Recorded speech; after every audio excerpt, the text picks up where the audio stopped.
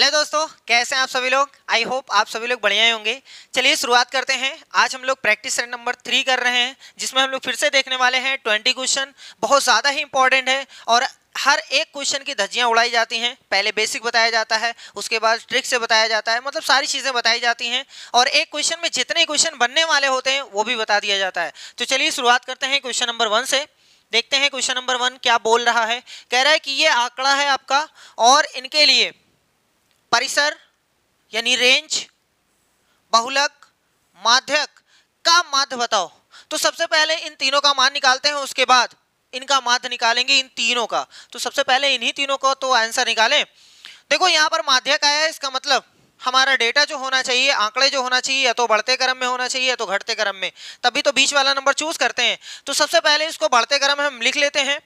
जैसे सबसे पहले हम लिखेंगे 2, उसके बाद 3, 2, 3 और कहीं 3 है। हाँ देखो यहाँ भी 3 है और उसके बाद 1, 2, 3, 3 बार 4 है तो 4 को ठोक लेते हैं यहाँ।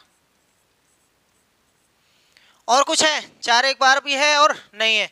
5 एक बार है और कहीं नहीं है तो ठीक है, ये भी गया।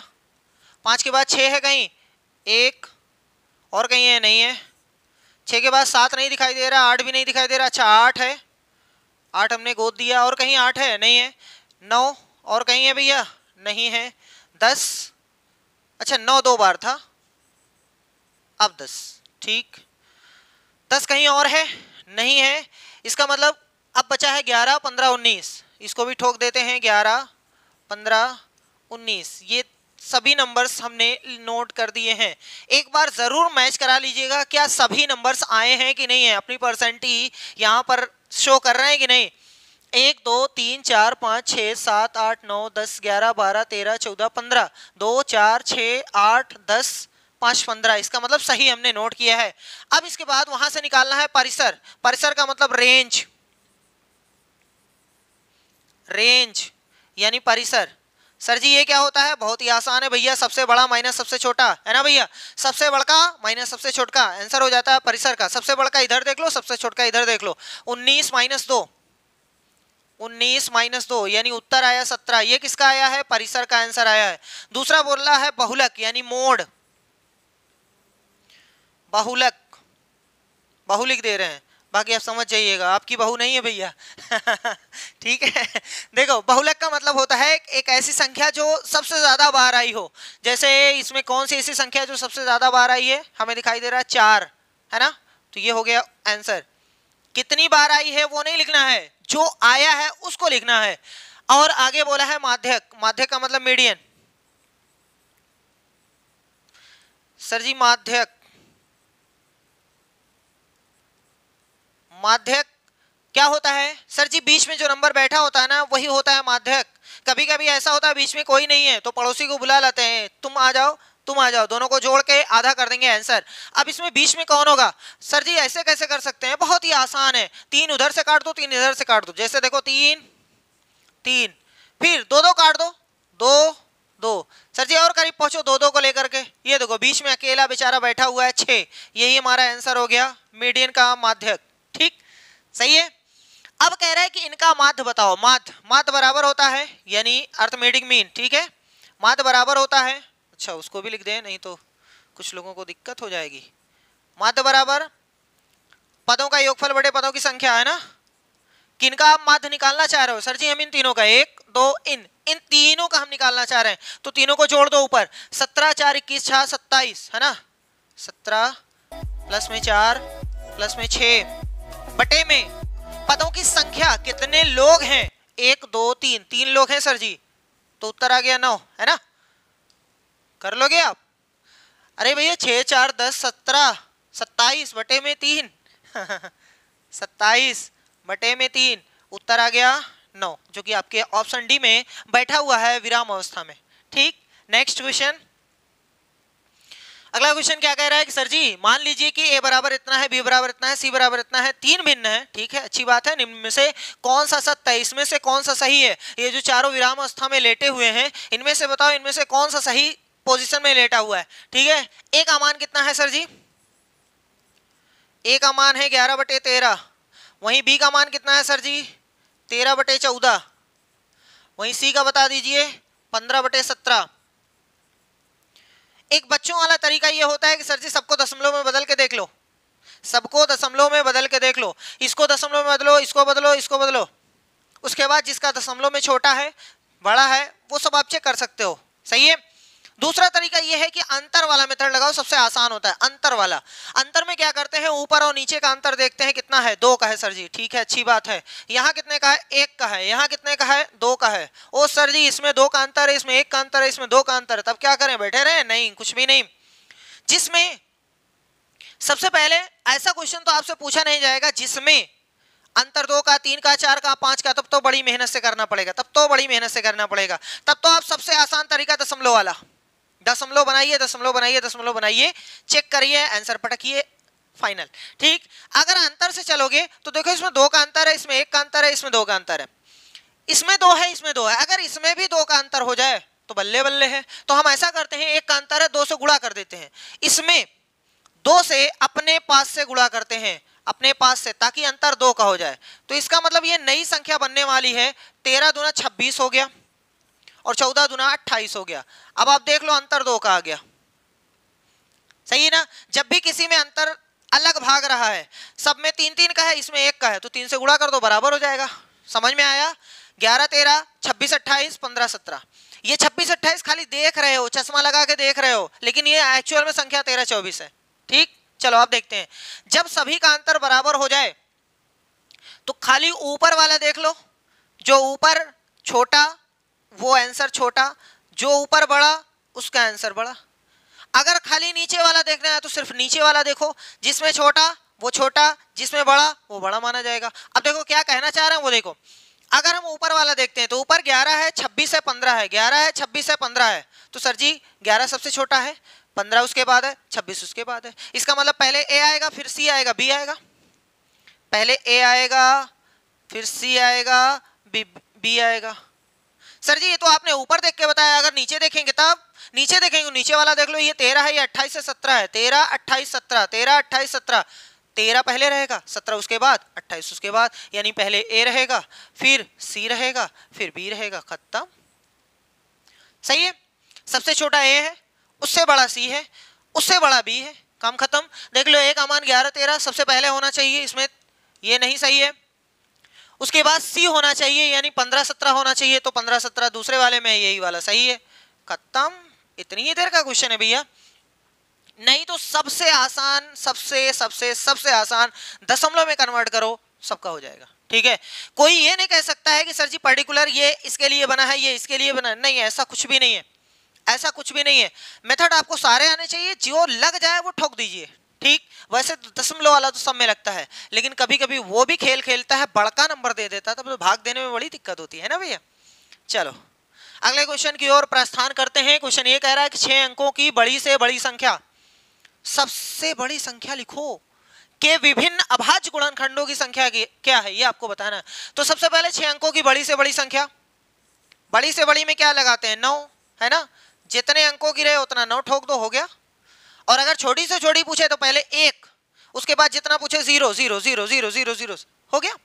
कह रहा है इनका जब गुणनखंड करोगे तो अभाज्य गुणनखंड कितने आएंगे, वो आपसे पूछा गया। चलो भाई हम गुणनखंड करते हैं। सबसे पहले 3 से सत्यानाश करते हैं, सब 3 3 3 3 3 3 आ जाएगा, फिर 3 से काटते हैं, लो भैया, फिर 3 से कटेगा, 11 में 3 त्रिका 9, 3 सते 21, 1 में नहीं जाएगा, 3 त्रिका 9, 3 सते 21, ऐसा करते हैं, इसको 37 से काटते हैं, 37 से कम 37 बड़ी दिक्कत है ना, नहीं कुछ भी दिक्कत नहीं है, 37 से कम 37 हो गया। अब देखो आराम से देखिएगा, नहीं तो गलत हो सकता है। अब ये 0 मिला है, पहाड़ा नहीं जा रहा है, 0 बढ़ाओ, 3 हुआ, फिर भी नहीं पहाड़ा जा रहा है, अब एक बार जाएगा, 101 ना लिखिएगा नहीं तो गलत हो जाएगा। अब देखो सर जी ये 11 से कट रहा है, 11 9 99, 1 हासिल, 11 कम 11, ओहो 13 से काट दें, 13 सते 91 चाहे जिसे काटो सही होना चाहिए, तो 100% आंसर सही आएगा। हम पहले 7 से भी काट सकते थे, 13 से भी काट सकते थे, 11 से भी काट सकते थे, 37 से भी काट सकते, जैसे मर्जी वैसे काटो, कोई दिक्कत नहीं है। लेकिन देखो यहाँ पर बोला है विभिन्न, यानी अलग अलग, अलग अलग, एक जैसा नहीं, अलग अलग। अभाज्य गुणनखंड ये सब अभाज्य है, कोई भाज्य नहीं है। अलग अलग कितनी संख्या आई है वो बताओ। जैसे यहाँ 3 3 बार आया, ध्यान से देखो यहाँ 3 3 बार आया, लेकिन नहीं अलग अलग पूछा, इसका मतलब एक ही बार जोड़ा जाएगा, एक ही बार माना जाएगा। हम 3 बार बैठे रहे तो इसका मतलब ये थोड़ी ना होता है कि हम 3 हो गए, नहीं एक ही है, सही है। वैसे ये 3 3 बार बैठा है लेकिन कह रहा है विभिन्न, अलग अलग बताओ, अलग अलग, तो अलग इसको एक ही मानेंगे। एक ये है, ये भी अलग है, 2 हो गया, ये भी अलग है, 3 हो गया, ये भी अलग है, 4 हो गया, ये भी अलग है, 5 है। तो इसका मतलब 5 अलग अलग अभाज्य संख्याएं आई हैं, 1 2 3 4 5। कौन सा सही है? Option A is the right answer. सही भैया, कोई दिक्कत परेशानी समस्या डिफिकल्टी कुछ है नहीं ना? आगे बढ़ो बात जवान। देखो क्वेश्चन कह रहा है कि ये हमारे पास है, इसमें के का मान बता दो, तो कौन सी दिक्कत है? बॉड माउस लगाओ, ठोको, आंसर लो। चलो देखते हैं। सबसे पहले ऐसा करते हैं, इन दोनों को गुणा कर देते हैं, उसके बाद चाहे जो करो इन तीनों को जोड़ना ही पड़ेगा, इन तीनों को जोड़ना ही पड़ेगा चाहे जो करो। तो हम फिलहाल जोड़ ही देते हैं। देखो भैया जोड़ने का तरीका है दशमलव के बाद अंकों की संख्या समान, या फिर दशमलव दशमलव के नीचे आना चाहिए, चाहे जैसे करो दशमलव दशमलव के नीचे आना चाहिए तभी सही माना जाएगा। तो हम ऐसा करते हैं, दशमलव के बाद 3 अंक, दशमलव के बाद 2 अंक है, लाओ यहाँ 0 बढ़ा ले, 3 अंक इसके पास भी हो गया। अब जोड़ देते हैं 5 0 9 यानी 4 आ गया। आपको अगर ऐसे नहीं आता है ऊपर नीचे लिखिएगा, दशमलव दशमलव के नीचे पटकिएगा, नंबर चाहे जहां जाए कोई फर्क नहीं पड़ता है, लेकिन हाँ एक अंक के नीचे एक का अंक पटकिएगा। ये नहीं कि ऊपर सर जी ऊपर 1 का था नीचे 2 अंक थे, लाओ दोनों उसी के नीचे डाल दे, नहीं ऐसा नहीं। एक अंक के नीचे एक अंक होना चाहिए, दशमलव के नीचे दशमलव आना चाहिए, कंपलसरी कंडीशन है। ठीक, चलो आगे बढ़ो। 5 9 14 हासिल 1, यहाँ से 5 3 8 1 9 हासिल कुछ भी नहीं, 7 1 8 8 1 9 फिर हासिल कुछ भी नहीं, 2 के 2 इतना आ गया सर जी। माइनस, ये माइनस हमने ठोक दिया। सर जी इन दोनों को गुणा करना है, कोई दिक्कत नहीं है। आप ये मान लो 11 लिखा हुआ है, इसमें गुणा कर दो, उसके बाद दशमलव ठोक दीजिएगा। जब भी दशमलव का गुणा होता है ना तो दशमलव हटा करके गुणा करो, जैसे आपको गुणा आता है वैसे करिए, लास्ट में दशमलव ठोकना रहता है। ठीक, चलो ये मान लो 1001 है, ये 11 है, 11 से गुणा करना है, 11 कम 11 फिर 11 कम 11 खत्म हो गया, सही है। अब दशमलव ठोकना है, देखो यहां भी दशमलव, यहां भी दशमलव, यहां दशमलव के बाद 3 अंक, यहां दशमलव के बाद 1 अंक। तो अगर दशमलव मतलब गुणनफल आप निकाल रहे हो, जितनी बार दशमलव आया है देखा जाएगा दशमलव के बाद कितने अंक थे। दशमलव के बाद 1 अंक, दशमलव के बाद 3 अंक, तो कुल मिलाया जाएगा 4 अंक, यानी इधर से 4 जोड़ लो, 1 2 3 4 यानी यहां लगेगा। अच्छा इसको सही से लिख देते हैं भैया, मिट जाओ। ये क्या बड़ी परेशानी है, ये यहां लगेगा। ठीक, इसका हो गया बराबर में 2 माइनस के, हमें निकालना है के का मान। तो अगर के को इधर पटकते हैं तो ये माइनस रहेगा, आप ऐसे भी सॉल्व कर सकते हो। चलो पहले इन दोनों को घटा लेते हैं भैया। दशमलव के बाद 4 अंक है, हम देखो यहाँ 4 बना लिए, अच्छा दूसरी पेन से बना दे, बन गया। अब तो घटा ही सकते हैं, 0 में से 1 गए 9, सही है। 0 में से 1 गए 9 कैसे आता है? अरे भैया 10 हो जाएगा, 10 में से 1 गए 9, ये बचा 3, 3 में से 1 गए 2, ये बचा 9 और ये बचा 8 और ये बेचारा 1, बराबर में 2 माइनस के का मान यही रखकर भी निकाला जा सकता है, तो संख्या को इधर करना पड़ेगा, या फिर के को इधर कर लो सर जी, ये पॉजिटिव हो जाएगा, तो इस बेचारे को इधर लेके चले जाओ। चलो हो गया, इधर के आ गया बराबर में 2, ये आ गया माइनस पे 1.8929। अब इतने में से इतना घटाना है, कौन सी दिक्कत है? कुछ भी दिक्कत नहीं, बहुत ही आसान है। सर जी ये 2 है, गोद दो, 2 के बाद दशमलव 0 0 0 0, एक बोरा 0 लगा दो कोई फर्क नहीं पड़ता है, एक क्विंटल 0 लगा दो कोई फर्क नहीं पड़ता है। दशमलव के बाद अगर चाहे जितना 0 लगाओ कोई दिक्कत नहीं है। यहाँ 1.8929, सर जी दोनों को घटाना है, घटाते हैं। 10 में से 9 गए 1, जिसमें 1 है लास्ट में वो सही है, खत्म, ठोको, हो गया। पूरा करने की कोई जरूरत नहीं है, पूरा करने की कोई जरूरत नहीं है। पूरा करने में आप यही गलत कर दोगे, उसके बाद कहोगे सर जी आ नहीं रहा है। पहली बात तो टाइम जा रहा है, दूसरे पता नहीं सही होगा गलत। जब ये मैच कर रहा है ना, ये पहला वाला मैच कर रहा है, तो क्या जरूरत है चेक करने की। जब उसके अलावा 2-3 और होते तब हम 1 अंक और आगे बढ़ते, फिर देखते कोई कट उठ रहा है, सही है। थोड़ा सा ऑप्शन का सहारा जरूर लेंगे, नहीं लेंगे तो पछताएंगे। उसके बाद कहेंगे सर जी इतना तेज किए थे फिर भी नहीं हो पाया, पता नहीं कैसे नहीं हो पाता, पता नहीं कौन सा पेपर बनाता है वो आदमी, आदमी है कि हैवान है, पता नहीं कैसे पेपर बनाता है, इतने टाइम में हो ही नहीं पाता। नहीं, फॉल्ट उसका नहीं है, पेपर हमें मिल गया है, अब जो भी करना है हमें ही करना है, चाहे जैसे करना हमें ही करना है, तो इसलिए अपनी फॉल्ट मान करके पेपर में इसका सहारा लेना है। ठीक है, ये जो चारों महाशय विराम अवस्था में आराम से लेटे हुए हैं, उनको हिला डुला के देखना भी है। ठीक, नेक्स्ट कह रहा है कि ए का मान इतना है, बी का मान इतना है, तो निम्न में से कौन सा ए और बी के बीच स्थित नहीं है। ए का मान है -3/4, बी का मान है 5/6।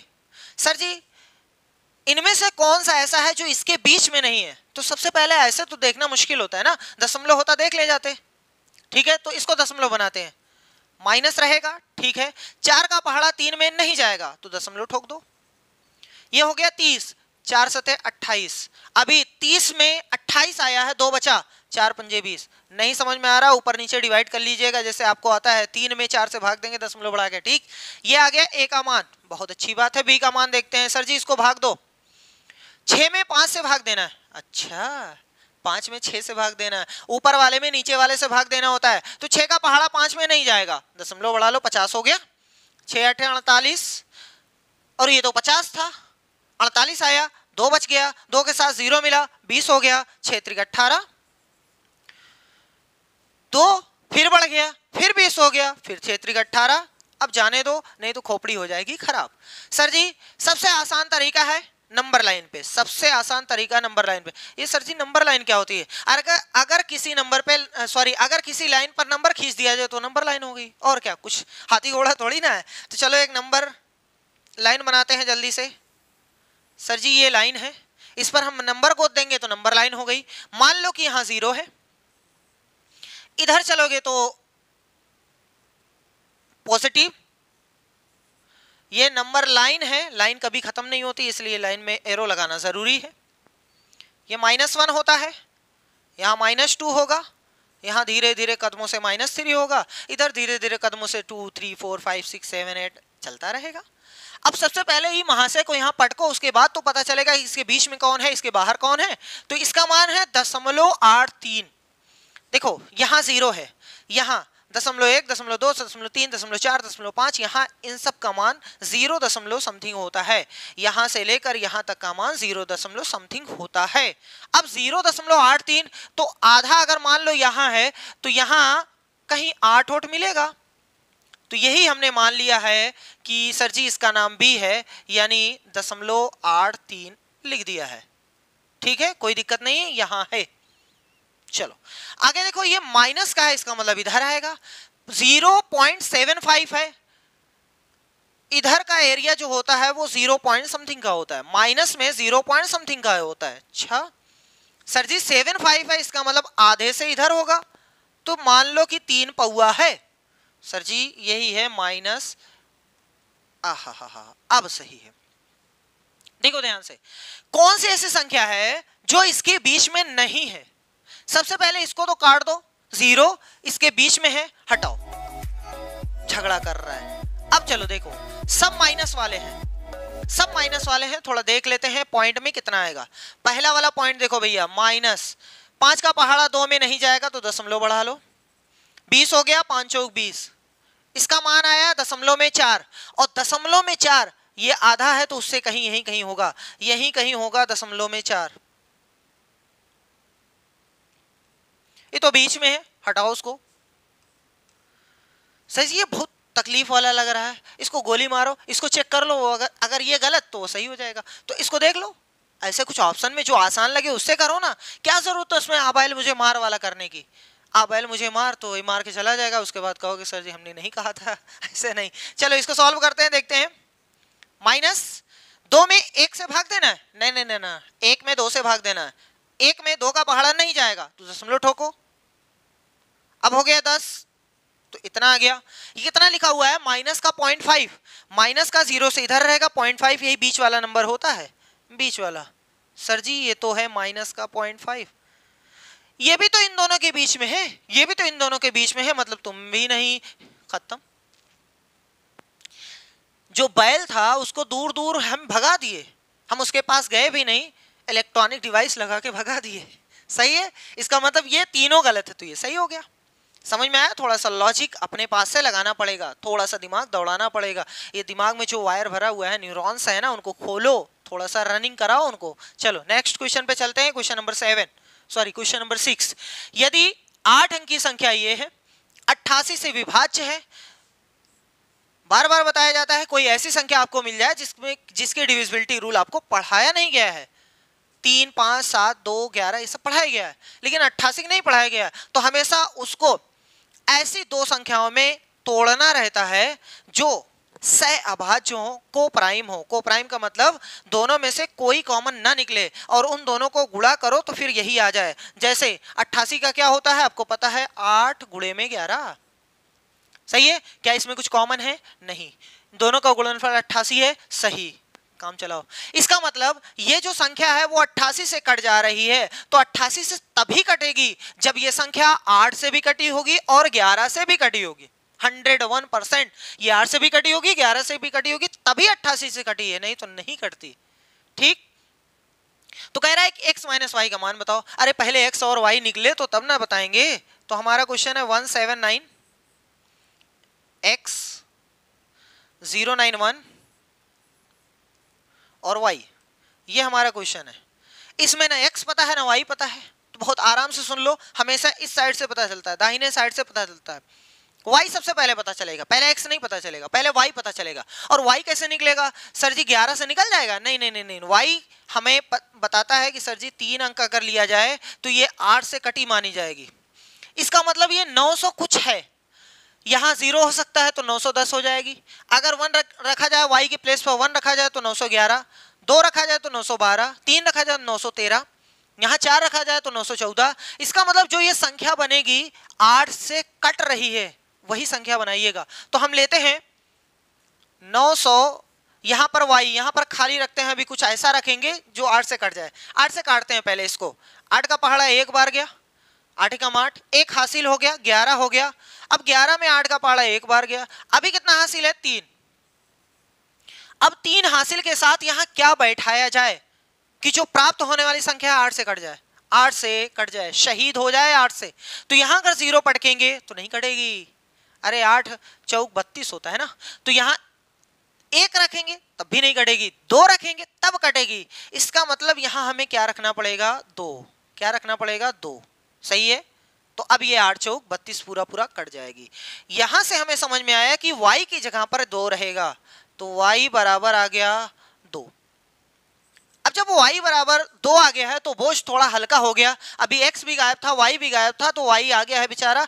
अब x गायब है, उसको पकड़ करके बुला के लेके आएंगे। अब हमारा क्वेश्चन ये है कि 179 x 0912, ये हमारा एक छोटा सा नन्ना मुन्ना सा क्वेश्चन बन गया है। अभी तो ये 8 वाले से चेक किए तो y का मान निकल आया, और अगर 11 वाले से चेक करेंगे तो x का मान निकल आएगा। सही है, और 11 की चेकिंग आपको पता है कैसे किया जाता है, बहुत ही आसान है। एक जोड़ो एक छोड़ो, एक जोड़ो एक छोड़ो वाला कॉन्सेप्ट लगाते हैं, है ना। जो बच गया उन सबको भी जोड़ो। समझ में आ रहा है? सम प्लेसेस वाले को जोड़ना होता है, विषम प्लेसेस वाले को जोड़ना होता है, ये तो आपको पता है। चलो 1 का 9 में जोड़ेंगे तो 9 हो गया, 9 1 10, 10 में 0 तो 10 ही रहेगा, 1 जोड़ेंगे तो 11। बहुत अच्छी बात है। जो बच गया उसको जोड़ते हैं। 7 में x और 9 और 2, 9 2 11, 11 7 18 और x, क्योंकि x किसी में जुड़ता नहीं है।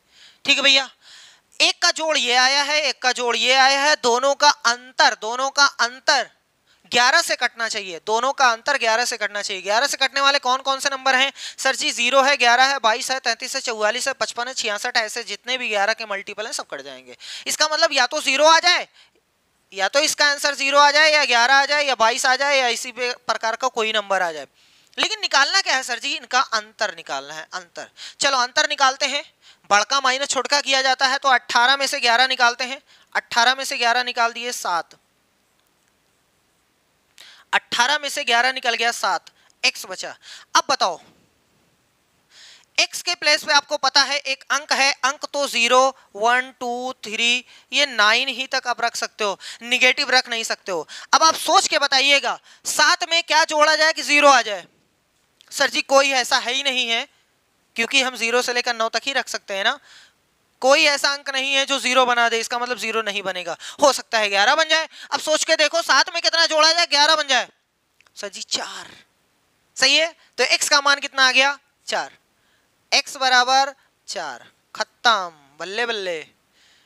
किसका आंसर निकालना है, x माइनस वाई, x का आंसर 4 आया है, माइनस y का मान 2 आया है, तो उत्तर आ गया 2, कौन सा है, डी, खत्म। बार बार इस पर क्वेश्चन पूछा जा रहा है, इसलिए तैयार होकर के जाइएगा। कुछ भी हो सकता है, 72 दे दे, 66 दे दे, 55 दे, कुछ भी दे, दो ऐसी संख्या में तोड़िएगा जिसका गुणनफल वही संख्या है और जिसमें कोई कॉमन ना निकले। उसके बाद बारी बारी से एक एक का चेक करिएगा, चेकिंग तो आपको पता होनी चाहिए, ठीक। चलिए आगे क्वेश्चन नंबर 7 क्या कह रहा है माइकल बेवन। क्वेश्चन कह रहा है कि 1.7 इंटू इतना है और इतना है के गुणनफल में, यानी दोनों को गुणा करना है, को मानक रूप में लिखा जाएगा, ठीक है, द्वारा व्यक्त किया जाता है, तो 2k प्लस n का मान कितना होगा। अच्छी बात है, हमसे पूछा इसका मान बताओ, लेकिन ना k का मान पता है ना n का मान पता है। तो सबसे पहले हमारा काम, हमारी ड्यूटी बन गई है कि हमें k और n का मान निकालना है। जब k और n का मान निकल आएगा तो यहां पटक देंगे, डायरेक्ट आंसर वहां विराम कर रहा होगा, उसको उठा करके जगा के कहेंगे भैया आप आंसर हो, आपको बधाई गजरा पहना देंगे, ठीक। चलो देखते हैं, लेकिन इनका गुणनफल निकालना है, उसके बाद मानक रूप लिखना है। सर जी ये मानक रूप क्या होता है, पहली बार हम क्वेश्चन में लेके आए हैं, तो देख लो। मानक रूप का मतलब होता है एक ऐसा रूप जो 10 की घात में हो और बाकी जो बची हुई संख्या है, संख्या में दशमलव के पहले सिर्फ एक अंक होना चाहिए, बाद नहीं, दशमलव के जस्ट पहले सिर्फ एक अंक होना चाहिए, 0 नहीं हो सकता है, ठीक। 1 2 3 4 5 6 7 8 9, 1 से 9 तक में कोई भी अंक हो सकता है। जैसे सर जी अगर कोई कहते 2.3 लिखा हुआ है, 10 की घात 15 लिखी हुई है, हाँ ये मानक रूप है क्योंकि दशमलव के पहले एक अंक है। कोई कहते कि 12.3 लिखा हुआ है और गुणे में 10 की घात 13 लिखी हुई है, तो हम कहेंगे ये मानक रूप नहीं है। क्यों, क्योंकि दशमलव के पहले 2 अंक है, एक अंक होना चाहिए। अब सर जी मानक रूप में लिखना है, कैसे लिखेंगे, बहुत ही आसान है, ध्यान से सुन लो। ये दशमलव कूद करके यहाँ जाना चाहता है तो उससे कह दो भैया आप चले जाओ, रुको ना, आप एकदम आराम से खुशहाल जिंदगी बिताओ, ठीक। अब देखो ध्यान से सुनना, अगर दशमलव आप बाएं साइड लेकर आए हो तो जितना कुदाए हो उतनी पावर बढ़ा दो, बढ़ाने का मतलब जोड़ दो। चलो हम जोड़ते हैं, सर जी हमने एक अंक कुदाया है तो यहाँ 13 के बजाय अब क्या हो जाएगा, 14 हो जाएगा। समझ में आया, पल्ले पड़ रहा है चलो नेक्स्ट, मान लो कि अगर कोई कह रहा है कि सर जी हमारे पास 123.5 लिखा हुआ है, 10 की घात लिखा हुआ है, माइनस का 9, सर जी हटाइए दिखाइए दिमाग लगाइए, तो बहुत आसान है। क्या करना है, इस दशमलव को यहां पटकना है, ये आ जाएगा 1.235, पहले दशमलव ठोक दिया करो, उसके बाद देखा करो, जो होगा देखा जाएगा। पहले स्टीयरिंग पे बैठ के गाड़ी आगे बढ़ाओ, जो होगा देखा जाएगा। अरे लड़ेगी तो आवाज करेगी ना, तो उससे पता चल जाएगा। चलो भैया ध्यान से देखना, दशमलव आ रहा है बाएं साइड, दशमलव आ रहा है बाएं साइड, इसका मतलब घात बढ़ेगी, घात धीरे धीरे बढ़ेगी। -9 है, कितना बढ़ाएं सर जी, 2 अंक कुदाए हो ना, अरे यहां से ले गए हो यहाँ, इसका मतलब इसको भी कुदाए हो, इसको भी कुदाए, 2 अंक कुदाए हो तो 2 घात बढ़ाओ, -9 है। अगर हम 1 बढ़ाएंगे तो -10 नहीं होगी, चाइना वाले आपको छननी से छान करके ले जाएंगे चाइना में, ऐसा ना करिएगा, ठीक है। -9 में अगर 1 बढ़ाएंगे तो -8 होगी, फिर 1 बढ़ाओ तो -7 होगी, इसका मतलब इसका उत्तर -7। कुछ लोगों के पल्ले नहीं पड़ रहा है तो हम यहाँ दिखा दे रहे हैं, -9 में अगर 2 जोड़ोगे तो सर जी यहाँ -9 + 2 यानी -7 उत्तर आता है, ठीक है, याद रखिएगा। चलो एक और देख लो, जैसे ये लिखा हुआ है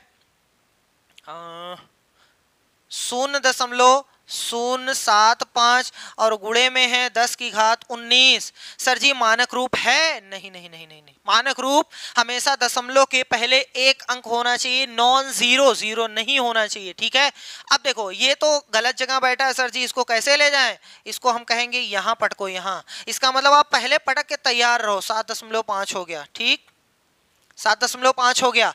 अब 10 की घात में क्या इफेक्ट पड़ेगा? जब कभी भी 10 की घात सॉरी, जब कभी भी पॉइंट उधर चलेगा, राइट में चलेगा, राइट में, तो हमेशा घात जो है धीरे धीरे धीरे धीरे कम होगी। ठीक, अब कम होने का मतलब कम होगी, घटेगी। 2 हम खिसकाए हैं ना, तो 19 में से 2 निकाल दो, 17।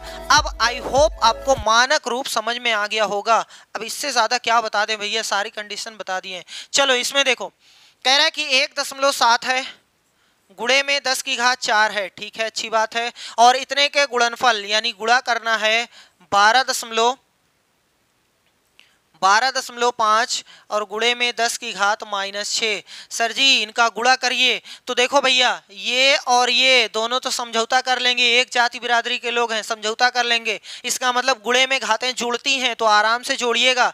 देखो यहाँ पहले वही कर देते हैं, इसके पास -6 है, इसके पास +4 है, तो अभी अभी वही वाला किए हैं, 11 नहीं किए हैं, -7 लिखे हैं। इसका मतलब इसका उत्तर कितना आने वाला है? 10 की घात, अच्छा समझा दें, अच्छा चलो चलने दो, इसको चलने दो।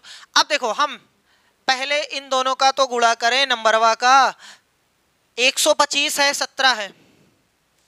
हमने कहा अभी कि पॉइंट का जब भी गुणा है तो पॉइंट को धज्जियां उड़ा दो, पॉइंट को हटाओ वहां से। पहले सोचो 125 है, 17 है, 125 का 17 में गुणा करते हैं। अगर ये 16 होता तो 1600 इधर से हो जाता और 400 उधर से, यानी 2000 हो जाता।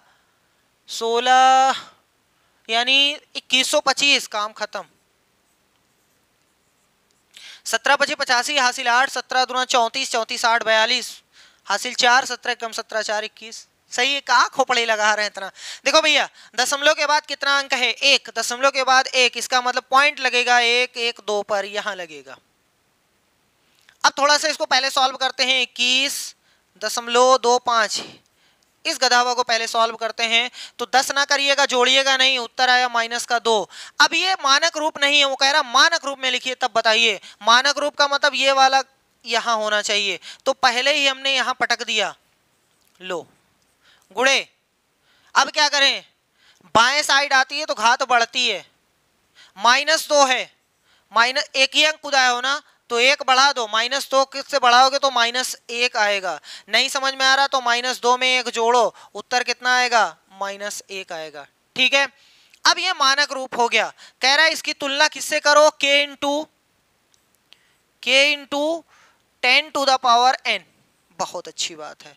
अब देखो 10 तो 10 है, यहाँ इसके ऊपर n बैठा है, यहाँ इसके ऊपर -1 बैठा है। इसका मतलब तुलना करने पर 10 की घात यहाँ n है, यहाँ -1 है, तो n बराबर -1 है। ठीक, और आगे गुणा के पहले k है, गुणा के पहले इतना है, इसका मतलब k बराबर आ गया, k बराबर 2.125। ये n का मान है, ये k का मान है। अब आ जाओ अपने क्वेश्चन में। क्वेश्चन किसका मान पूछा है? 2k + n, इसका मान पूछा है। तो निकालते हैं खूबसूरत तरीके से।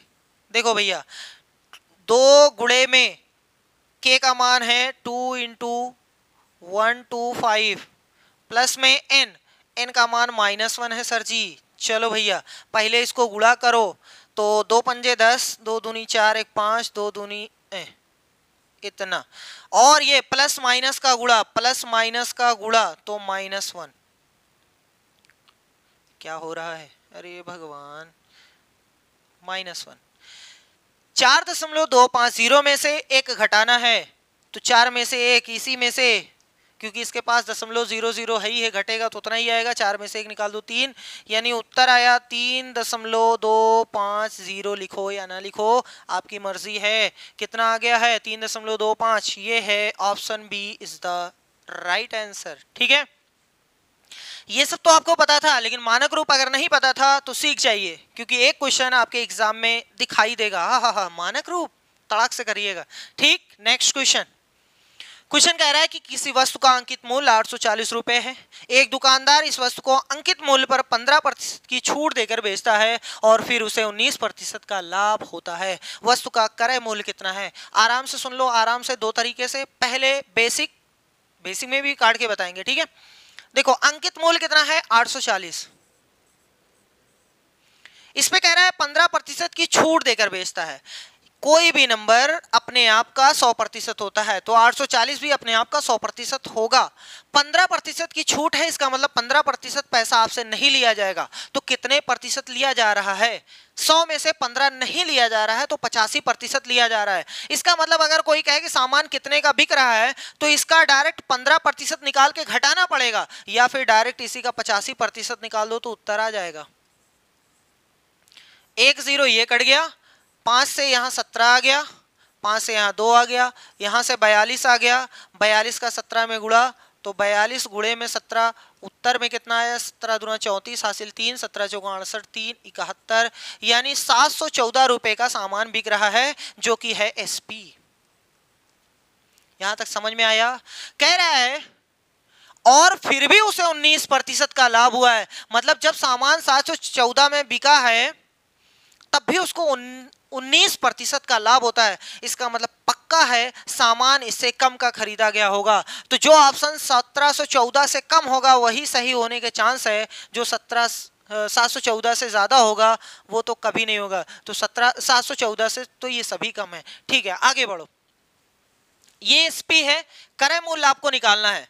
ध्यान से देखिएगा, चाहो तो डायरेक्ट लगा लो, नहीं तो हम पूरा बता दे रहे हैं। क्रय मूल्य मान लो कि x है, इसी x का मान निकालना है। x का लाभ कितना लिया है? ध्यान से देखिएगा, x का लाभ 19% लिया है। इसका मतलब जितने का खरीद के लेके आया था उतना तो लिया ही है।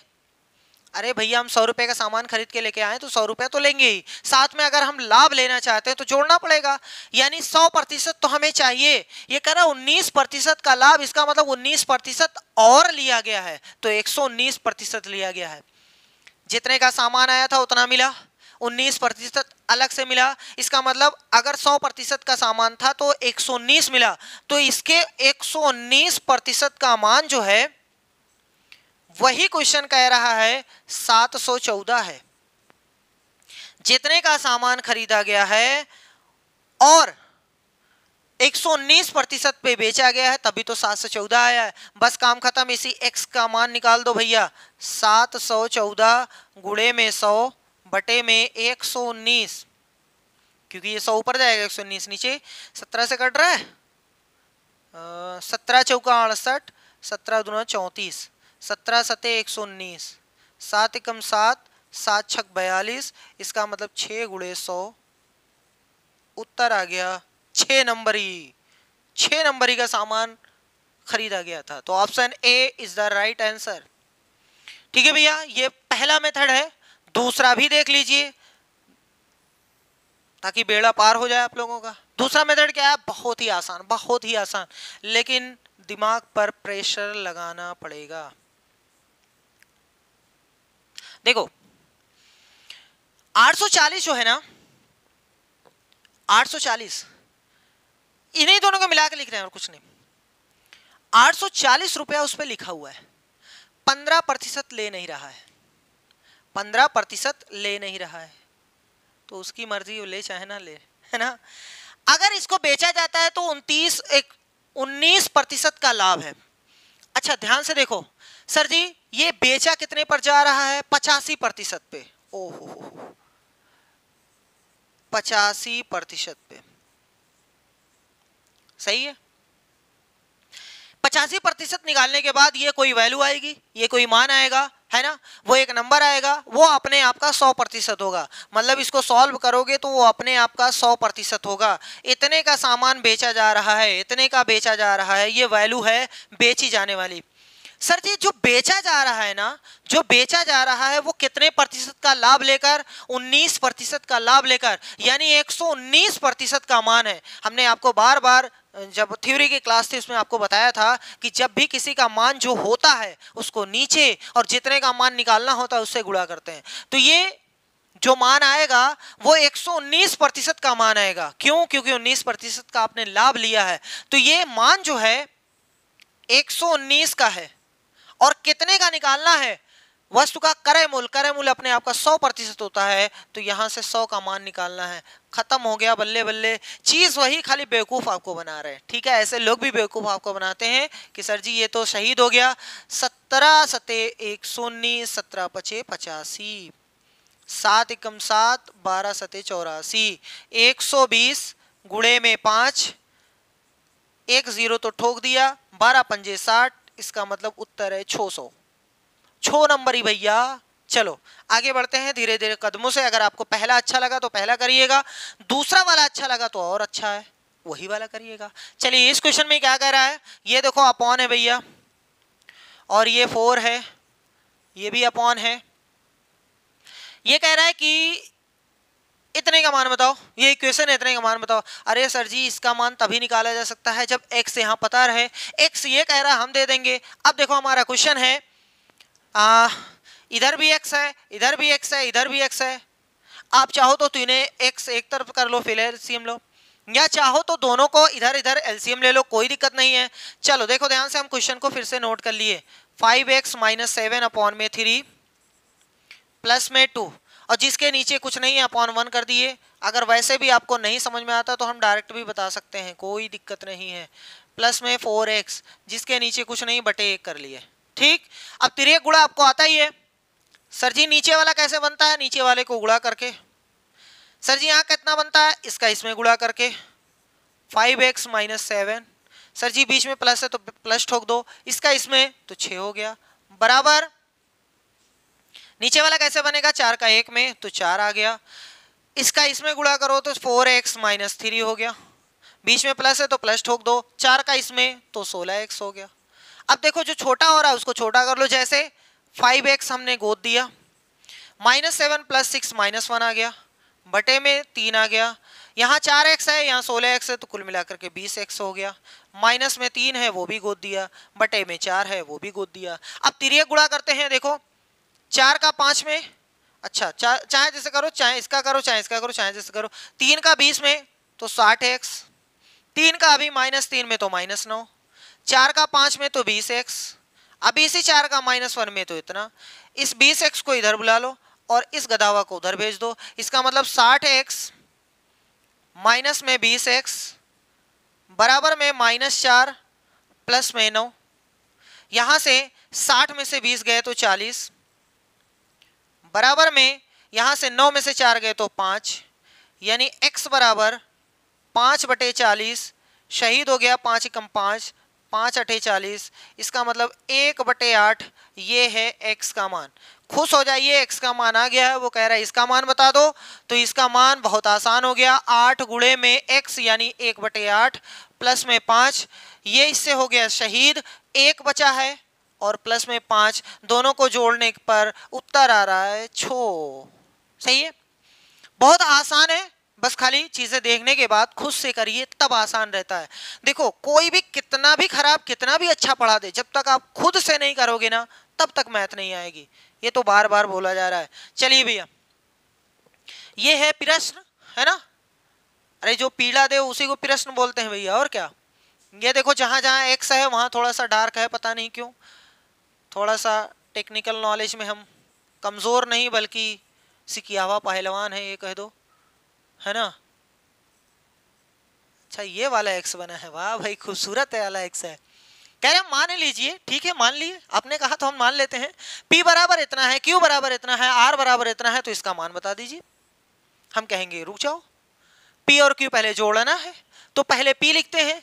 देखो ये है P, 12xy minus 10y² minus 18 है 18 x², हमने ये गोद दिया। Q को जोड़ना है, Q इसके नीचे लाके पटकते हैं, लेकिन आराम से। सजातीय टर्म यानी लाइक टर्म नीचे आने चाहिए। देखो पहले है 14x² प्लस का, तो x² के नीचे लिखेंगे, ये प्लस का 14x² हो गया। लो भैया, ताकि जोड़ने में आसानी रहे। अरे गधा गधा में मिलेगा, घोड़ा घोड़ा में मिलेगा। प्लस का 12y² है, इसके नीचे पटक देते हैं, प्लस का 12y²। अब कह रहा है 9xy प्लस का है, ये भी लिख दिए 9xy। अब कुछ लोग सोच रहे होंगे कि सर जी यहाँ पे तो प्लस नहीं लगा रहे हैं, प्लस यहाँ लगाएंगे भी नहीं, क्योंकि 9 तो 9 ही पढ़ा जाता है, चाहे प्लस लिखो चाहे माइनस, सॉरी प्लस लिखो या ना लिखो। चलो इनको जोड़ते हैं भैया, लो भैया फुर्सत से जोड़ते हैं। 12 और 9 21 XY हो गया, ये 12 है ये 10 है तो घट गए 2y² हो गया, ये 18 ये 14 है तो माइनस का 4x² हो गया। सही है। अब इसमें से r को घटाना है, घटाने के लिए नीचे वाले का साइन चेंज करते हैं। सर जी r कहाँ है, 5y², हम पहले वैसे नोट करते हैं, 5y² प्लस का है हमने गोद दिया, माइनस x² है ये भी गोद दिया, प्लस xy है ये भी गोद दिया। लेकिन अब निशान बदलना पड़ेगा, जो माइनस है वो प्लस, जो प्लस है वो माइनस हमने कर दिया। अब इसको वैसे ही ट्रीट करिए जैसे आप करते हैं, ये प्लस का 21 है और माइनस का 1 है, इसका मतलब 20xy, जहां देखेंगे वहां टिक लगा देंगे। सर जी 20xy तो 2 में है, आप इन दोनों को शहीद कर दीजिए, हटाइए, आगे बढ़िए। 5 और 2 7y² आ रहा है सर जी, प्लस का देखो प्लस 7y², हाँ दिक्कत है सर जी, ओ हो दिक्कत यही है कि सर जी ये जो है ना माइनस आ रहा है, ओ हो भैया निगाहें हटी दुर्घटना घटी, बड़ी दिक्कत होती है। -5 है प्लस का 2 है, इसका मतलब माइनस का 3y², जिसमें -3y² होगा वो सही। अच्छा बहुत चालाक आदमी है, ये भी सेम दिया है, खाली इससे डिसाइड करवा रहा है, बहुत चालाक आदमी है। ठीक है कोई बात नहीं, जितनी मेहनत करवाना है करवा लो, लेकिन नंबर दे दो सर जी, है ना, नंबर दे दो, उसी लिए तो लड़ाई हो रही है। चलो भैया -4 है प्लस का 1 है तो माइनस का 3x²। ये सब सारी चीजें आपको थ्योरी में बताई गई, कैसे क्या होता है, कब जुड़ता है, कब घटता है, कितना घटता है, कितना जुड़ता है। ठीक, तो option A is the right answer, -3x²। ओहो हो, ऑप्शन बी -3x² है ना। ठीक, बहुत अच्छी बात थी। यहाँ से आप ऐसे भी कर सकते थे सर जी, साथ में पहले दोनों को जोड़ करके उसके बाद घटा सकते, तो कोई दिक्कत नहीं, आप ऐसे भी करो, ऊपर नीचे करो या डायरेक्ट करो, आपकी मर्जी, चाहे जैसे करो, सब सही है। चलो भैया कह रहा है कि यदि इतना बराबर इतना है जहां AC धनात्मक पूर्णांक है, ठीक है, AC धनात्मक है तो इतने का मान बताओ। यहाँ A का मान पता होना चाहिए, B का मान पता होना चाहिए, C का मान पता होना चाहिए, D का मान पता होना चाहिए, तभी तो आंसर आएगा, नहीं तो नहीं। देखो यहाँ पे लिखा हुआ है 15, हम क्वेश्चन को नोट करते हैं। 15x² माइनस 26x प्लस 8 is equal to a into में x प्लस में b, दूसरे में है cx प्लस में d। जब ये दो ब्रैकेट में है तो इधर भी दो ब्रैकेट बनाओ, जब ब्रैकेट बन जाएगा तो तुलना कर लीजिएगा, वो आंसर हो जाएगा। चलो इसको ब्रैकेट बनाते हैं, दो ब्रैकेट कैसे, सर जी गुणनखंड आता है, किनारे किनारे नंबर का गुणा करते हैं, 15 8 120, 120 को टुकड़ा करो, मतलब दो नंबर ऐसा सोचो जिनका गुणा 120 जोड़ने पर 26, तो सर जी बहुत आसान है, 20 छक्का 120 होता है, 20 6 26 होता है। तो हमारे पास जो नंबर आया है 20 + 6 आया है, हमने 26 को हटाया, 20 + 6 ये पटक दिया, बाकी वो सारी चीजें अभी पटक देंगे। 15x² 20x ब्रैकेट इसमें माइनस होगा तो 6x हो जाएगा और प्लस में 8, इसका अलग कॉमन, इसका अलग कॉमन, तो यहां से हमें 5 कॉमन दिखाई दे रहा है और x कॉमन दिखाई दे रहा है, यहां से 3 कॉमन से हमेशा जिसमें से आप कॉमन निकालते हो भाग दिया जाता है, याद रखिएगा। 5 का पहाड़ा 15 में 3 बार गया, ठीक, 5 का पहाड़ा 4 बार गया, जो बीच का निशान है वो पटक दीजिए, यहां पर 2 कॉमन, बस अगर बीच में माइनस है तो अंदर का साइन चेंज करेंगे और अगर बीच में प्लस है तो अंदर का साइन नहीं चेंज करेंगे। 2 का पहाड़ा 6 में 3 बार गया, x तो है ही है, ये माइनस है तो ये माइनस हो जाएगा क्योंकि अंदर का साइन हमें चेंज करना है। चलो 2 का पहाड़ा 4 बार गया, अब देख लो खुश हो जाइएगा, दोनों ब्रैकेट में सेम है, इसका मतलब ये हुआ कि 3x - 4 5x - 2 गुणनखंड आता होगा। अब ये चीज हम यहां नोट कर दे रहे हैं, ax + b cx + d। वो कह रहा है कि a और c धनात्मक है, इसका मतलब वो धन है, पॉजिटिव है। देखो x के साथ में धनात्मक, तो x के साथ में धनात्मक। अब ये मान लो कि ये पहला वाला ब्रैकेट जो है ना सर जी, पहला वाला ब्रैकेट है और ये दूसरा वाला ब्रैकेट जो है ना सर जी, ये दूसरा वाला ब्रैकेट है। अब देखो ध्यान से देखिएगा, x के साथ में a है तो x के साथ में 3 है, इसका मतलब a का मान 3 आ गया। प्लस में b है और प्लस में सॉरी माइनस में 4 है, इसका मतलब प्लस b बराबर -4, तो b बराबर -4। यहाँ पे ये गलती मत करिएगा कि प्लस b है या -4 है और b बराबर 4 लिखते हैं, गलत हो जाएगा। हमने ये प्लस b नोट किया है, यहाँ पर हमने प्लस b नोट किया है, माइनस b नहीं नोट किया, खाली b नहीं नोट किया है, प्लस b नोट किया है, क्योंकि हम साइन नहीं लगाएंगे तो प्लस ही पड़ा जाएगा। ये प्लस भी हमने नोट किया तो -4 हमने इधर नोट किया। इधर देखो x के साथ में c है, x के साथ में 5 है, इसका मतलब c बराबर 5 आ गया। प्लस d का मान है -2। ठीक, ये सारी चीजें आपको पता है, आपको मान निकालना है किसका, 2a plus B, 2a plus B minus C minus 2d, 2 गुणे में a का मान 3 है, प्लस b का मान -4 है, जहां भी ब्रैकेट लगाएंगे माइनस रहेगा तब, माइनस c का मान कितना है सर जी, 5 है, -2 इंटू d का मान कितना है सर जी, -2 है। ठीक, आगे बढ़ो, इन दोनों को गुणा करो, 6 आ गया, प्लस माइनस का गुणा करो, माइनस आ गया, -5 गोद 2, ये दोनों गुणा है, सही है, तो माइनस का माइनस में गुणा होगा तो प्लस हो गया, 2 का 2 में होगा तो 4 हो गया, यहां से माइनस का 4 प्लस का 4 शहीद हो गया, हमारे पास 6 - 5 यानी उत्तर 1 आ गया। कौन सा, नन्हा मुन्ना सा, option D is the right answer. ठीक है, बहुत आसान है, बस खाली ये गुणनखंड आपको आना चाहिए। उसके बाद गलती लोगों से यही होती है कि ये प्लस बी नहीं लिखते हैं, बी मान लेते हैं, तो बी यहाँ 4 हो जाएगा, नहीं भैया, प्लस बी बराबर -4 हमने लिखा है। ठीक है, ये याद रखिएगा। अगला क्वेश्चन है right arm over the wicket. ये क्वेश्चन आ रहा है कि दो त्रिभुज हैं जिसमें ए बी बराबर ई एफ है, बी सी बराबर डी ई है, सी ए बराबर एफ डी है, तो कौन सा त्रिभुज किस त्रिभुज के सर्वांग सम होगा। बहुत ही आसान है, बहुत ही आसान है। चलो ऐसे ही रैंडम हमने दो त्रिभुज बना लिया, एक ये है एक ये है, एक का नेम ए बी सी और एक का नेम डी ई एफ। कह रहा है ए बी बराबर एफ ई है, यानी ये वाली भुजा जो है एफ ई के बराबर है, अच्छी बात है। बी सी बराबर डी ई है, बी सी ये वाली जो भुजा है डी ई के बराबर है, वो भी अच्छी बात है। सी ए एफ डी के बराबर है, यानी ये वाली जो भुजा है वो एफ डी के बराबर है। अगर कोई भी दो त्रिभुज में तीनों भुजाएं बराबर हो जाएं आपस में, कोई भी दो त्रिभुज में तीनों भुजाएं आपस में बराबर हो जाएं, इसका मतलब ये वो दोनों त्रिभुज सर्वांग सम हो गए। ये दोनों त्रिभुज सर्वांग सम हो गए, सर्वो अंग सम, इसका मतलब सभी 6 अंग बराबर। 3 कोण 3 भुजा होती है ना, 6 अंग होते हैं ना, 6 बराबर, इसके तीनों कोण इसके तीनों कोण बराबर। अब देखो ध्यान से देखो सर जी, ये वाली इस वाले के बराबर है, तो जो दो भुजाएं बराबर होती हैं उनके सम्मुख बना कोण भी आपस में बराबर होता है। इसके सामने सी वाला बन रहा है, दिखाई दे रहा है, और इसके सामने डी बराबर है, इसका मतलब कोण सी कोण डी के बराबर है।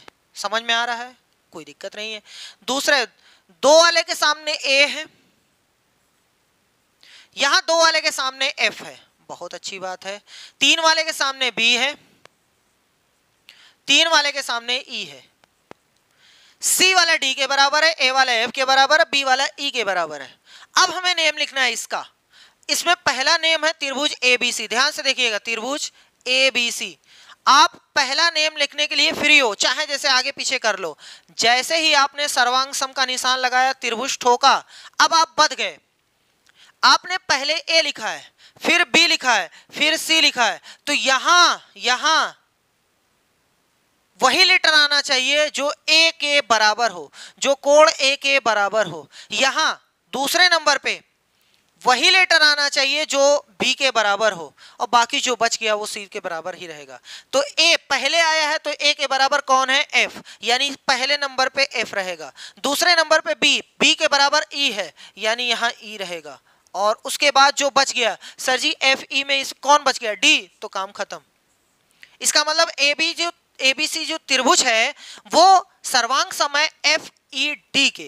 एफ ई डी कौन सा है, एफ ई डी फोर्थ वाला ऑप्शन सही है, ये ई एफ डी है इसलिए गलत है, ये डी से स्टार्ट है ये गलत है। सही है, ये चीज याद रखिएगा, नहीं तो आप लिख ले जाएंगे उसके बाद चाहे जो ठोक के चले आएंगे। हमेशा याद रखिएगा पहला वाला लेटर पहले वाले लेटर के कोण के बराबर होना चाहिए, दूसरा लेटर दूसरे वाले के कोण के बराबर, तीसरा वाला अपने आप बराबर हो जाता है।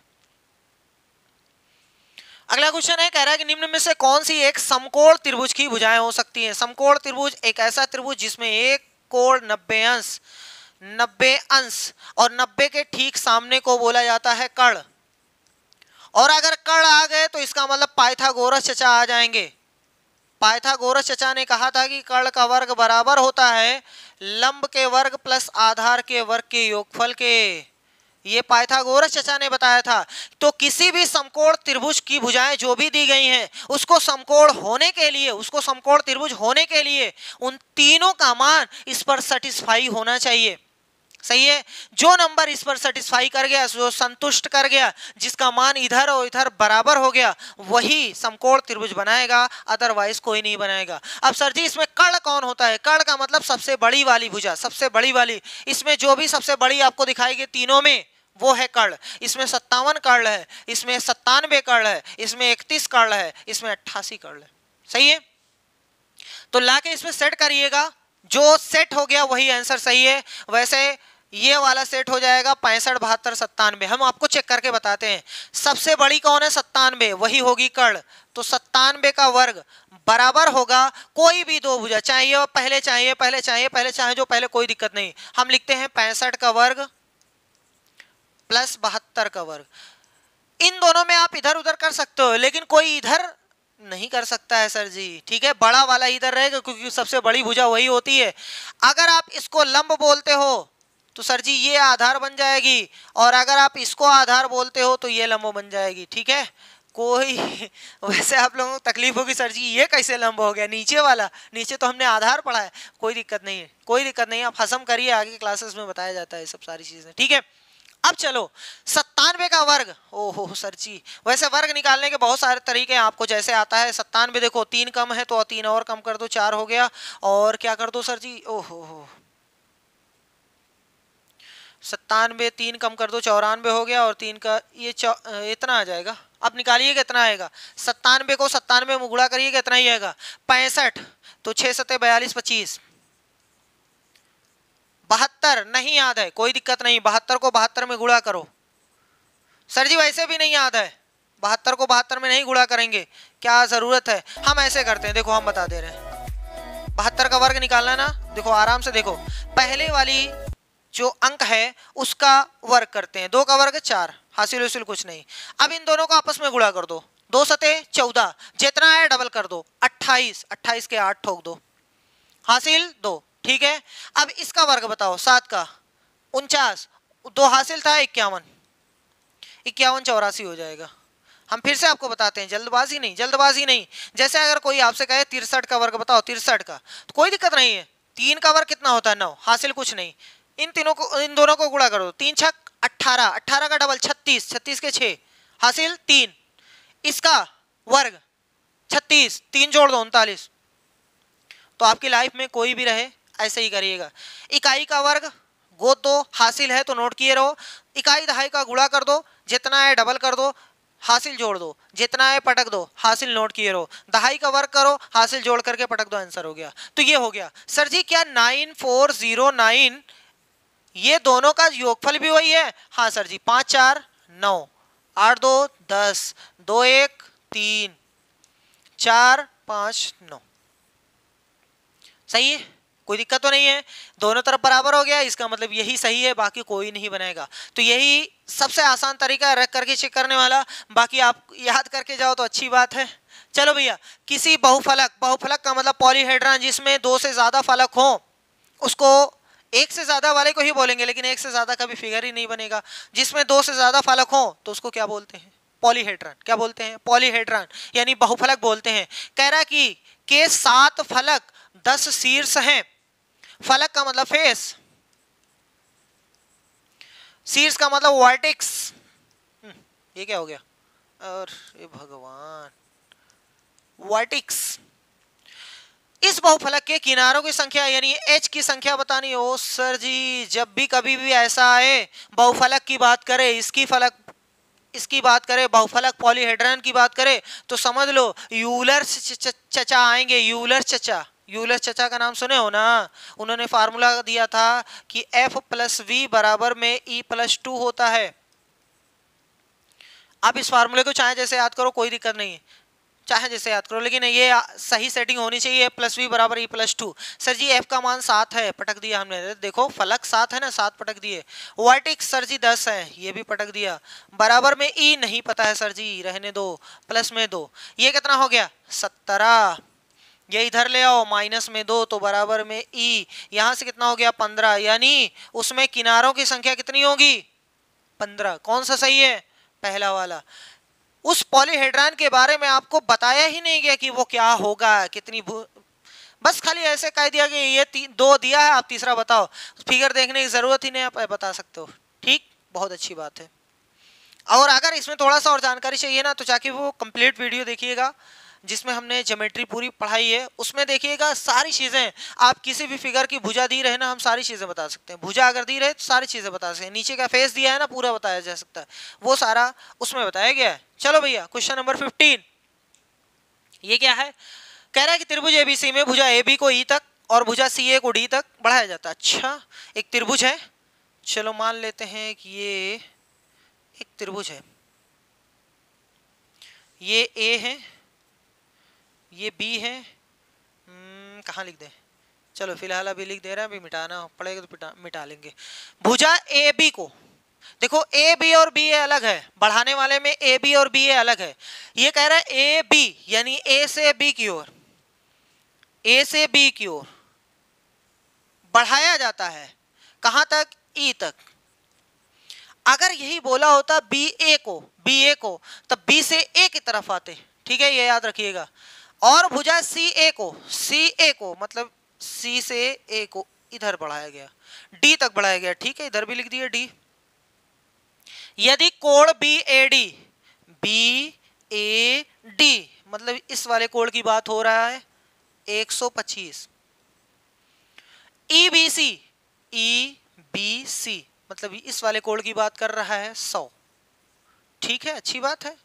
क्या कहना चाह रहे हो? तो निम्न में से कौन सा सत्य है? अच्छा, बाद में देखेंगे, पहले अपने त्रिभुज के बारे में बोला होगा, बुलवाया है ना, ये त्रिभुज एबीसी में बनवाया हमसे, तो त्रिभुज एबीसी के बारे में ही बोला होगा कुछ ना कुछ। तो पहले हम त्रिभुज के तीनों कोण निकाल लेते हैं। देखो भैया, ये सीधी रेखा पर बने हुए कोणों का योगफल 180 होता है। चाहे 2 कोण बने, चाहे 200,000 कोण बने, उससे नहीं फर्क पड़ता है। देखो फिलहाल तो 2 ही कोण बन रहे हैं, दोनों का योगफल 180 होता है। ये 100 है तो इसको मिलेगा चचा जान 80। सही है, 180 रुपया था, 100 ये लेके चला गया, 80 इसको मिलेगा, खत्म। चलो इधर वाला, ये सीधी रेखा है, सीधी रेखा पे 180 बनता है। सर जी 125 ये लेकर चला गया, तो 5 इसको दे दो, 130 हो गया, 50 और दे दो, 55 इसको मिलेगा। चाहे जैसे करो, 125 ये लेके चला गया, 5 रुपया इसको देखो, 130 हो गया, 50 और दे दो, 55 हो गया। ऐसे कर सकते हो आप। दूसरा, सॉरी सी वाला देखो, सी वाला तीनों कोणों का योगफल आंतरिक अंदर वाले तीनों कोणों का योगफल 180 होता है। 180 में से 100 ये 80 ये लेके चला गया, बचा 100 रुपया। 100 में से 55 ये लेके चला गया, तो 45 इसको मिलेगा।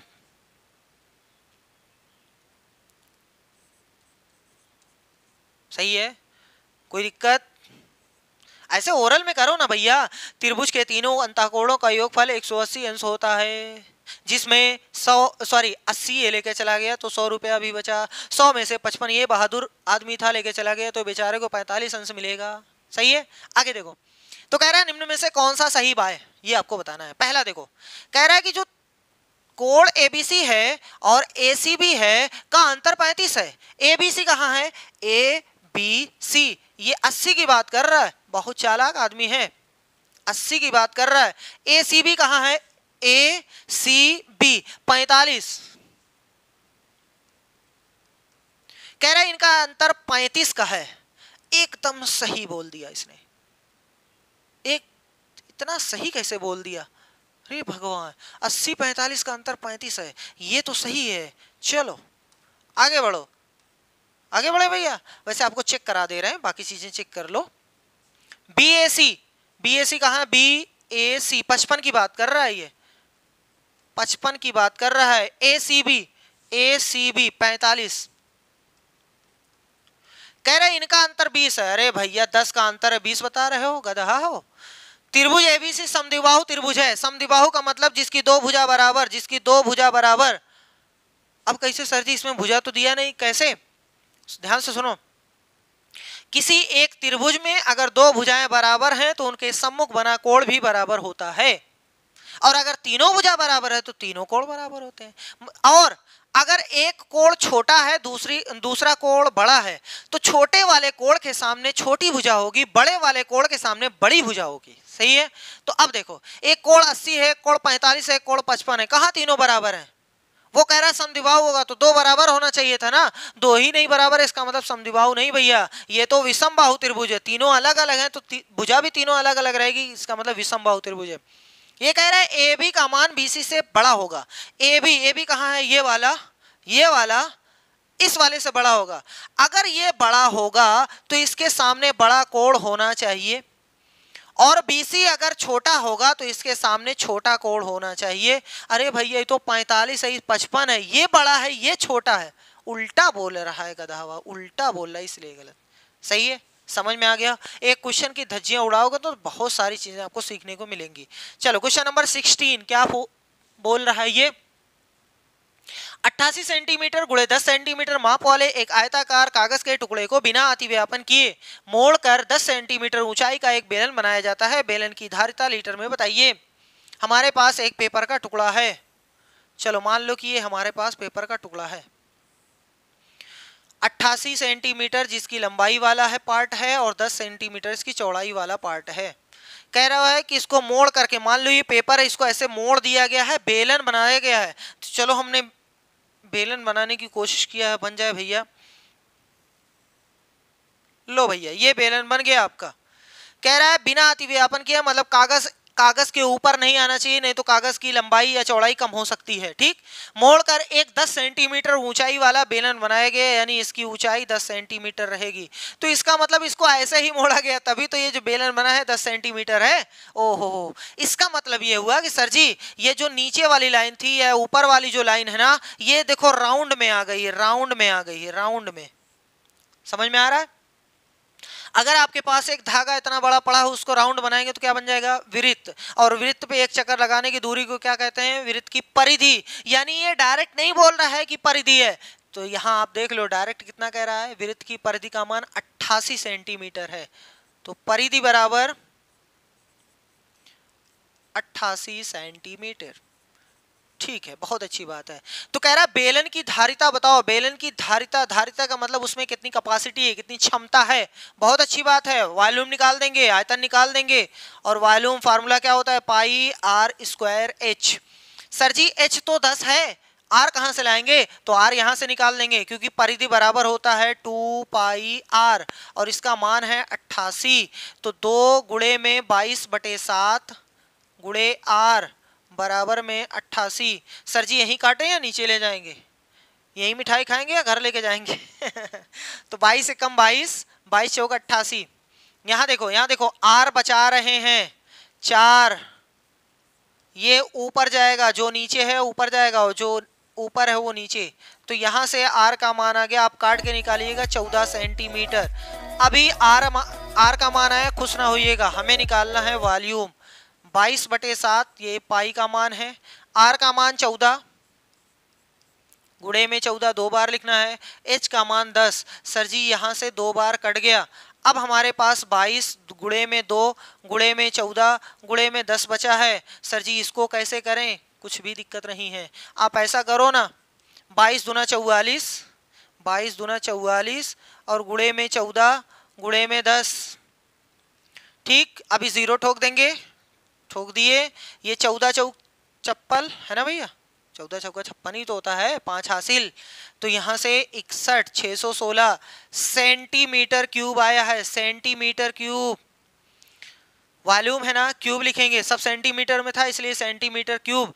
अब सर जी ये तो सीसी में आ रहा है, अरे वो लगाने वाली सीसी नहीं है, ये क्यूबिक सेंटीमीटर है, जो बाइक वाली सीसी होती है वो सीसी है, ठीक है। अब ये आंसर तो लीटर में मांग रहा है, कैसे देंगे, तो नोट कर लो कहीं पर, 1000 सीसी, इसी को बोला जाता है क्यूबिक सेंटीमीटर, ठीक, या फिर इसी को आप सेंटीमीटर क्यूब, ये तीनों चीजें एक है, ठीक है। 1000 सेंटीमीटर क्यूब बराबर होता है 1 लीटर के, ठीक है। तो चलो 1000 से भाग देते हैं,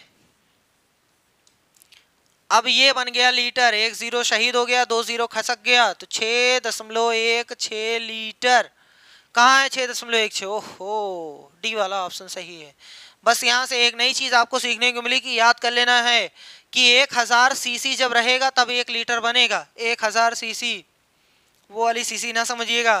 क्वेश्चन नंबर 17 क्या फरमा रहा है, कह रहा है किसी घन का आयतन, हमारे पास एक घन है, चलो हम घन बना दे रहे हैं पहले, चलो ये छोटा सा घन है, इस घन का आयतन है, वॉल्यूम है, आयतन बराबर है 2100, ओहो बराबर है 2197 सेंटीमीटर क्यूब, बहुत अच्छी बात है। कह रहा है इसका पार्श्व पृष्ठीय क्षेत्रफल क्या होगा, पार्श्व पृष्ठीय क्षेत्रफल का मतलब होता है लेटरल सरफेस एरिया, इसका मतलब ये होता है कि सर जी अगर ये रूम एक घन है तो इसके चारों दीवार का क्षेत्रफल उसको बोलते हैं पार्श्व पृष्ठीय क्षेत्रफल, लेटरल सरफेस एरिया, ऊपर का ढक्कन नीचे का ढक्कन छोड़ करके, ऊपर का छत नीचे का फ्लोर छोड़ करके, ठीक है, सभी चारों दीवारों का क्षेत्रफल। अब सर जी चारों दीवारों का क्षेत्रफल आपको पता है, पृष्ठीय क्षेत्रफल हम पूरा लिख दे रहे हैं, पार्श्व पृष्ठीय क्षेत्रफल।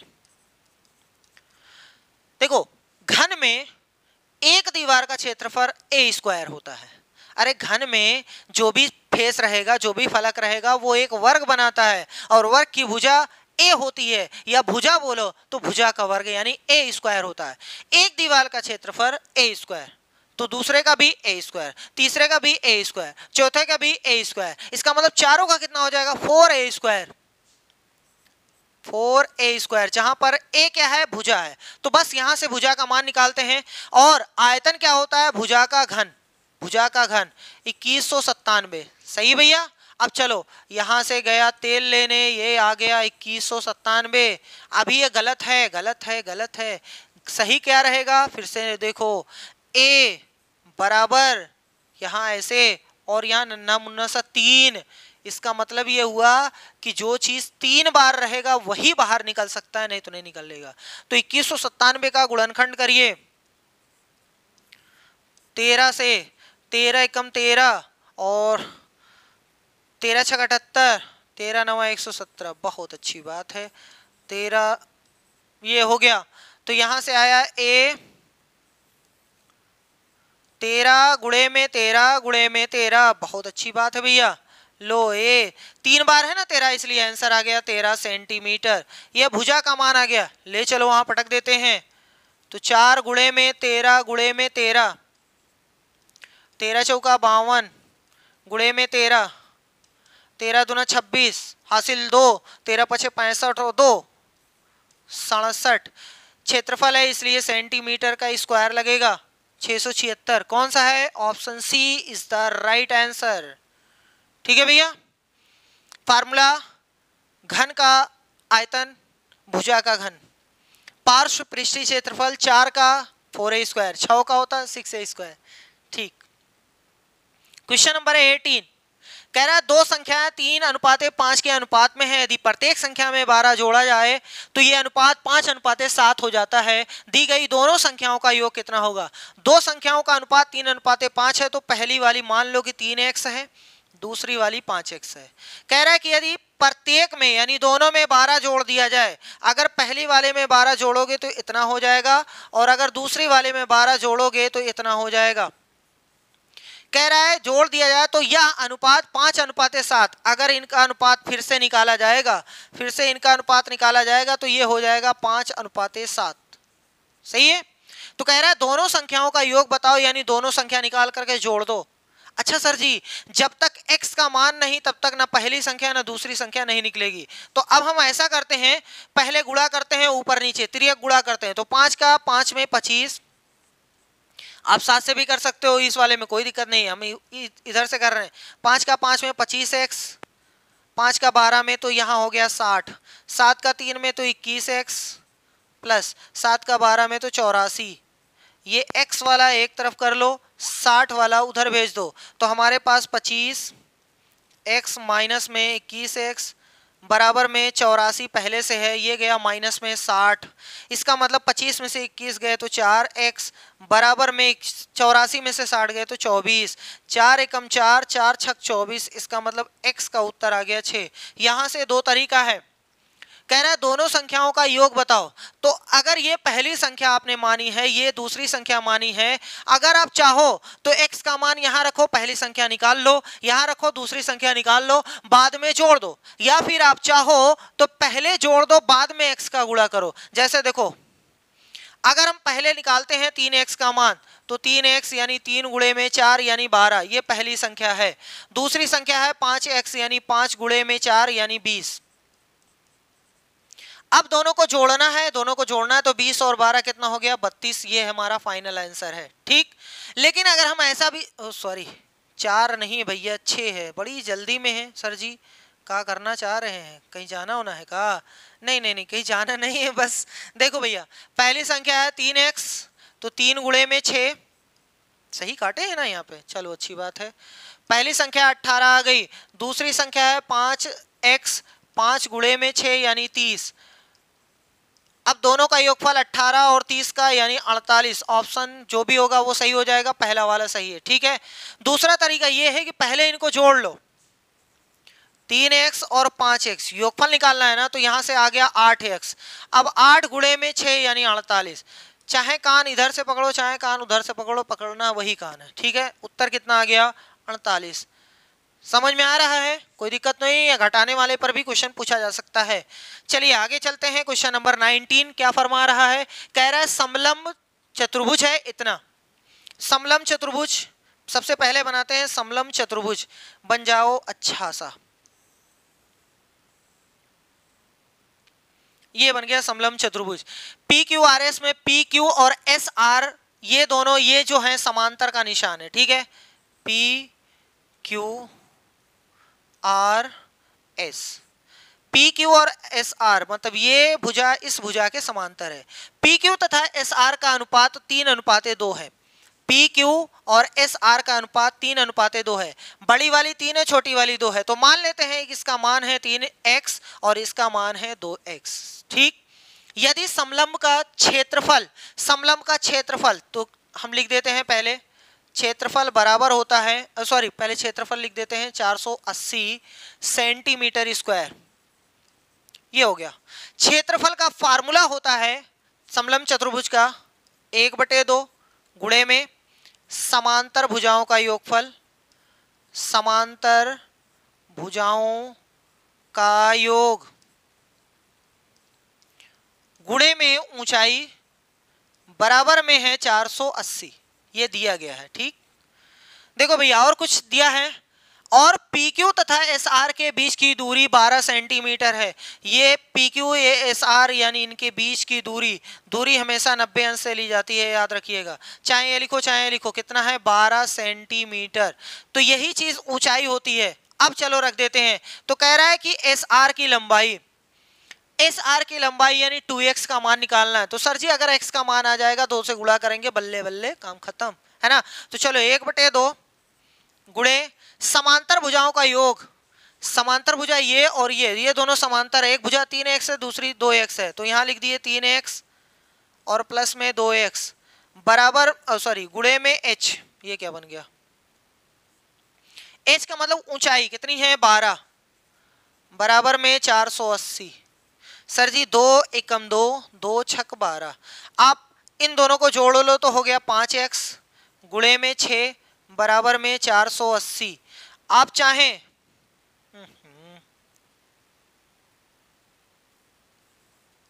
आप चाहें तो इस 6 को नीचे ले जाओ तब काटो, हम तो यहीं काटेंगे। 6 कम 6, 6 8 48, 80 हो गया। इसका मतलब 5x बराबर में 80, तो अब फिर काट देंगे यहीं से। 5 कम 5, यहाँ से 16, इसका मतलब x का मान आ गया 16। x का मान ना ठोकिएगा, अगर दिया रहेगा ठोक ना दीजिएगा, गलत हो जाएगा। x का मान 16 आया है, इस r की लंबाई बताना है, ये 2x है, यानी 2x, देखो ये 2x है ना, तो 2 गुणे में 16 यानी हो गया 32। 32 कहाँ है भैया? ऑप्शन डी में है। ठीक, समझ में आया? कोई दिक्कत नहीं होनी चाहिए। नेक्स्ट क्वेश्चन देखते हैं, आज का लास्ट क्वेश्चन। क्वेश्चन बहुत ही ढांसू है। ये x है, 4 घात है भैया, ये अपॉन है।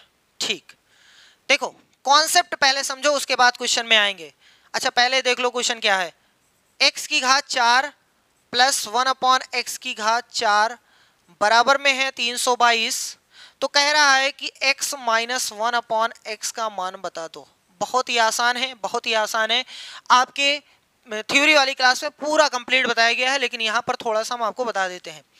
देखो ध्यान से देखिएगा, पहला कॉन्सेप्ट नोट करिए। पहला, जब कभी भी आपकी लाइफ में x प्लस 1 अपॉन एक्स बराबर में n दिया हो, कोई संख्या, कोई भी संख्या दी हो, आपसे पूछा जाएगा x square plus 1 upon x square का मान, तो हमेशा इस संख्या का वर्ग करना है, माइनस में 2 कर देना है, उत्तर आ जाएगा।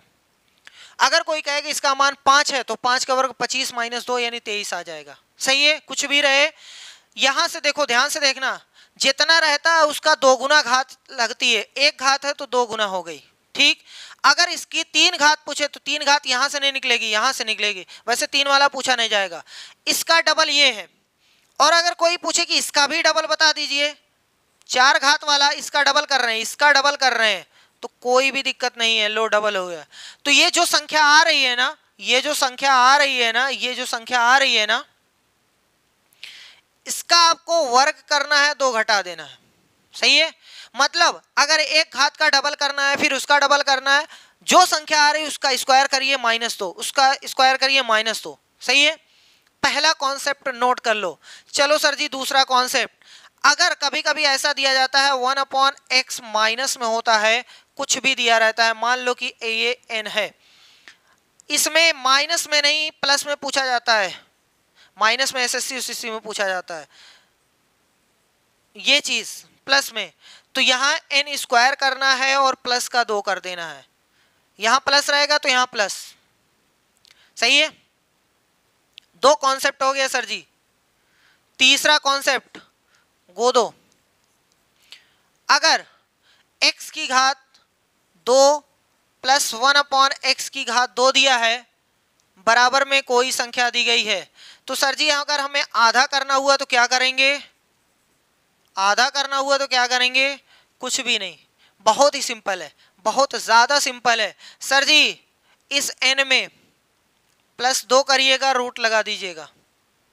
सही है सर जी, इसी से अगर माइनस करना हुआ तो, इसी से अगर माइनस करना हुआ तो माइनस यहां से होता है, यहां से याद रखिएगा, माइनस करना हुआ तो बहुत सिंपल है, n-2 लगा के रूट लगा दिया करिए। ये आधा करने का प्रोसेस है। अब हम अपने क्वेश्चन में आते हैं। हमारा क्वेश्चन है, देखो x की घात 4 प्लस 1 अपॉन एक्स की घात 4 बराबर में 322, और हमसे पूछा है कि 1 घात का बताओ। ठीक है, कोई दिक्कत नहीं, हम पहले इसका आधा करते हैं, पहले इसका आधा। आधा करने में अभी आपको बताया गया 322, आधा करने में 2 जोड़ना है, रूट लगाना है, तो चलो 2 हमने जोड़ दिया, रूट हमने लगा दिया। सही है, यहां से इसको सॉल्व करेंगे तो ये हो गया रूट के अंदर 324, और 324 का मान होता है रूट के अंदर, बाहर आएगा तो 18, 18 का वर्ग 324, यानी अब हमारा क्वेश्चन हो गया है x square plus 1 upon x square बराबर में 18। अगर ये प्लस होता तो डायरेक्ट फिर +2 करके रूट लगा दिए होते, लेकिन ये माइनस निकालना है, माइनस निकालना है, तो माइनस में क्या करते हैं, देख लो, माइनस निकालने के लिए -2 करते हैं, तो यहाँ 18 -2 करेंगे और रूट लगा देंगे। और आपको पता है कि 18 - 2 यानी 16, 16 से बाहर आएगा 4 यानी खोदा पहाड़ निकली चूहिया। कौन सा सही है? Option D is the right answer. तो जल्दी से पूरे कॉन्सेप्ट का स्क्रीनशॉट ले लीजिए, पहला, दूसरा, तीसरा। ठीक है, ये वीडियो में जो आपकी थ्योरी वाली वीडियो है उसमें पूरा कंप्लीट आपको बताया गया है। चलिए ठीक है, 20 क्वेश्चन हो गए कंप्लीट, हर एक की धज्जियां गई उड़।